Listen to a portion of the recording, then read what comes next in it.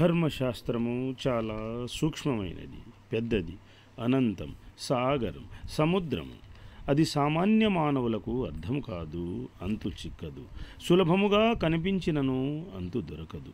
ధర్మశాస్త్రము కేవలం మహాపండితులకు, గురువులకు, ఎక్స్పర్ట్స్, యోగులు, ఋషులు, మహర్షులకు మాత్రమే అర్థమగును. యోగులు, పండితులు, గురువులు చెబితేనే సామాన్యులకు ధర్మశాస్త్రము బోధపడును. యోగులు, ఋషులు, గురువులు, మహర్షులు దేవుళ్ళ కంటే కొద్దిగా తక్కువ. కొన్నిసార్లు వారి తపస్సు, ధ్యానము తీవ్ర స్థాయికి వెళ్ళినప్పుడు భగవంతుడికి సమానముగా తూగుతారు. యోగులతో కాస్త సమయం గడిపిన వారు అదృష్టవంతులు.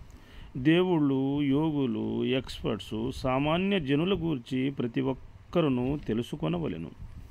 గుర్తుపెట్టుకోవలసిన అంశం ఏమిటంటే, దేవుళ్ళు అంటే యోగులు, గురువులు, పండితుల కంటే పెద్ద.